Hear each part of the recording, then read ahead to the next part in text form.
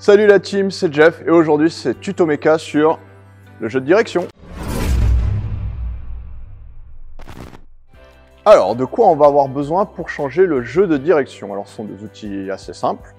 On va partir sur une paire de gants parce qu'on va manipuler des choses qui sont enduites de graisse et on va en remettre après. On va prendre des clés hexagonales qui vont correspondre aux pas, aux empreintes que vous allez retrouver sur votre potence, sur le capot et pour le frein aussi. On va retrouver une clé dynamométrique,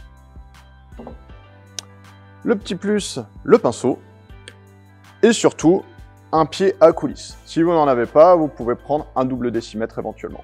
Alors, pourquoi on change le jeu de direction? Alors, tout simplement parce que c'est une pièce d'usure. Effectivement, il s'agit d'un roulement. Alors, ça peut se matérialiser par un jeu, un claquement que vous retrouverez au niveau de la fourche. Et quand vous allez manipuler le guidon en touchant les freins, vous verrez qu'effectivement, il y a un petit jeu. Ou alors, quand vous allez tourner la direction, vous allez sentir comme une sensation granuleuse, comme on dit dans le jargon, ça gratte. Donc là, c'est qu'il faut changer le jeu de direction. On va donc déconnecter la roue avant de la fourche.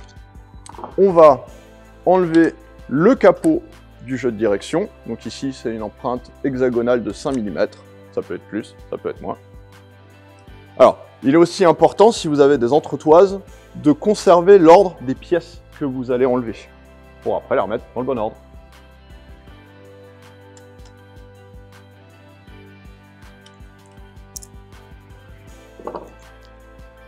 Je déconnecte le frein. Alors, ici, il s'agit d'un modèle à patins. Maintenant, vous avez beaucoup de modèles à disque. Donc, effectivement, vous pouvez juste enlever l'étrier en faisant attention de ne pas coincer les plaquettes.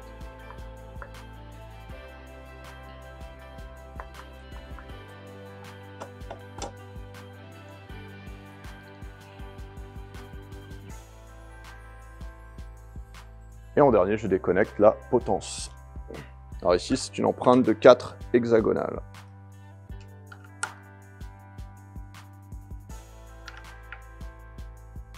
Avant de finir de dévisser, tenez bien la fourche parce que ça risque justement de tout partir vers le bas. Alors vous noterez ici que je travaille sur un pied d'atelier et je vous le recommande très fortement si vous voulez vraiment bien exécuter la manœuvre.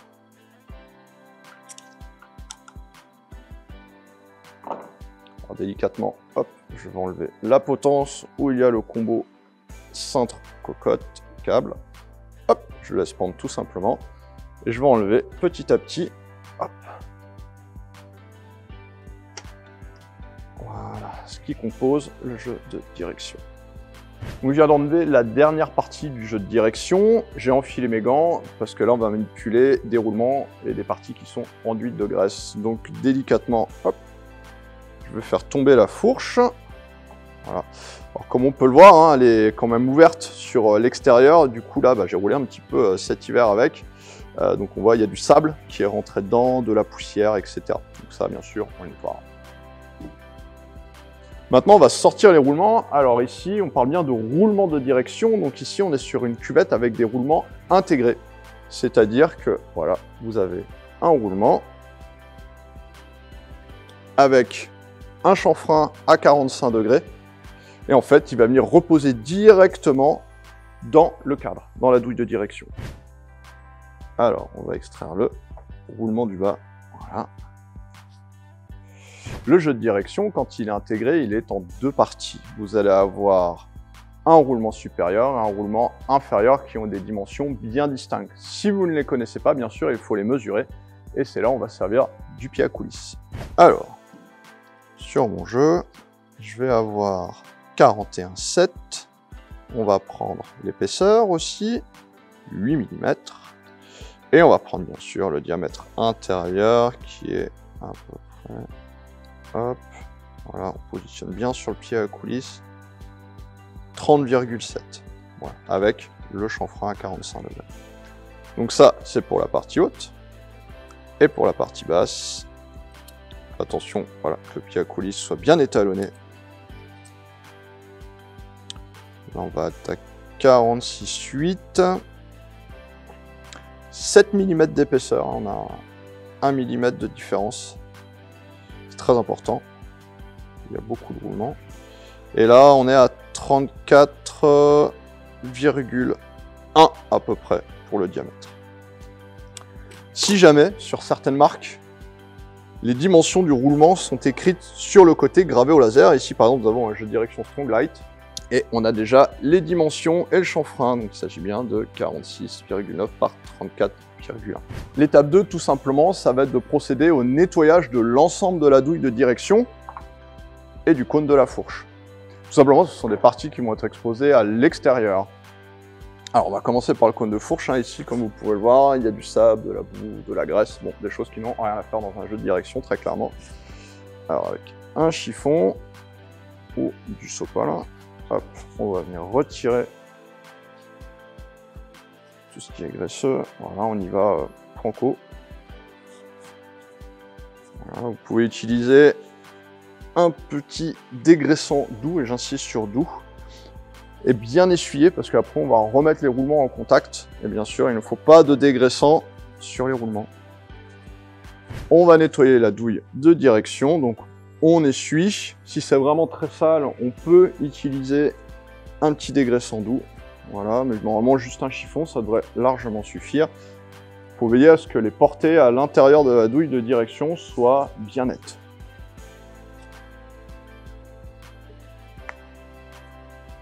Hop, on fait le tour. Voilà.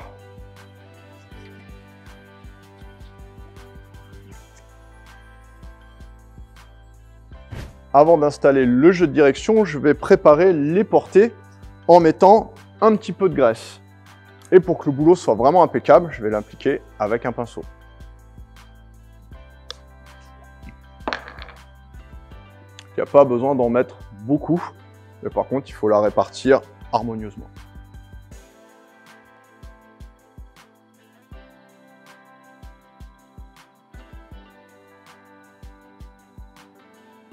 Ça va, la graisse, ça va surtout faciliter l'assemblage. Voilà, vous voyez, hop, j'en ai pas mis beaucoup, ça suffit.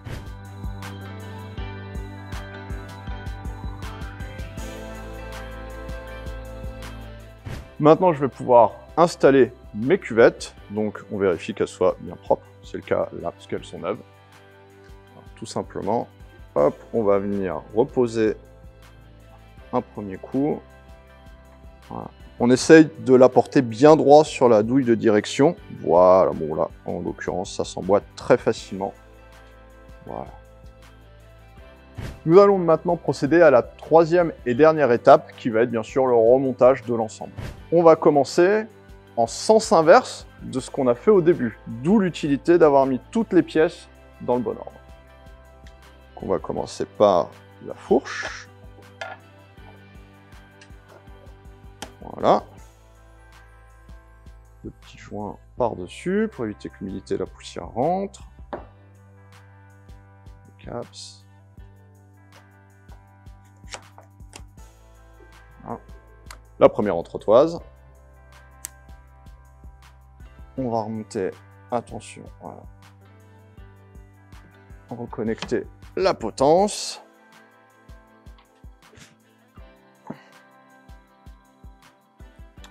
Alors, on va remettre le caps de direction.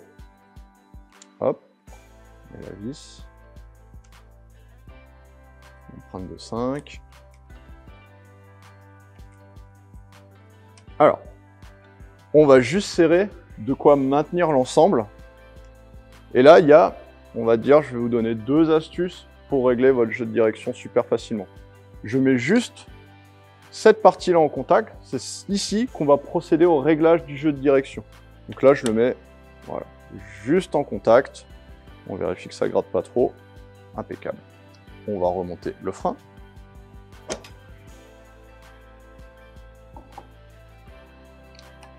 Il s'agit ici d'un cadre en carbone. Ça peut être de l'aluminium, du titane, de l'acier, que sais-je. Je vous conseille d'utiliser une clé dynanométrique et de bien respecter les couples indiqués par le constructeur ou directement sur les pièces. Alors, pour finaliser et parachever cette troisième étape, on va régler le jeu de direction ici. Je vais vous donner 2 possibilités. La première, elle est assez simple, c'est de prendre une clé dynanométrique. Ici, celle-ci est affiliée à un seul couple, c'est 4 Nm, c'est-à-dire 4 kg avec un levier de 1 mètre. Normalement, si votre jeu de direction est neuf, avec 4 Nm de couple, votre jeu de direction sera nickel. Oui, c'est le bon couple, c'est fluide, ça ne gratte pas. La deuxième solution, c'est de remonter l'ensemble en réattachant la roue à la fourche et de le régler directement au sol avec le vélo en charge. Alors, j'ai décroché le vélo du pied et maintenant on va pouvoir régler le jeu de direction avec le vélo en charge. Alors, tout simplement, hop, on l'enjambe. On va aller régler le jeu de direction ici. On n'a toujours pas attaché la potence. Ça, ce sera vraiment la dernière étape. Donc là, on va vérifier tout simplement en activant le frein avant et en appuyant un petit peu, comme si on voulait faire avancer le vélo, et on vérifie si ça claque ou pas. Bon là, en l'occurrence, ce n'est pas le cas. On vérifie toujours que la direction soit fluide. C'est le cas ici. Ça ne claque pas. Donc là, tout simplement, on va recentrer la potence. Et pour recentrer la potence, c'est très important d'enjamber le vélo pour ne pas avoir le regard faussé. Voilà, œil gauche, œil droit, on est bon. On va pouvoir finaliser l'opération tout simplement, voilà, en resserrant la potence. Et bien sûr, finir à la clé dynanométrique. Ici, on est sur un pivot en carbone. Et généralement, c'est moins de 6 Nm.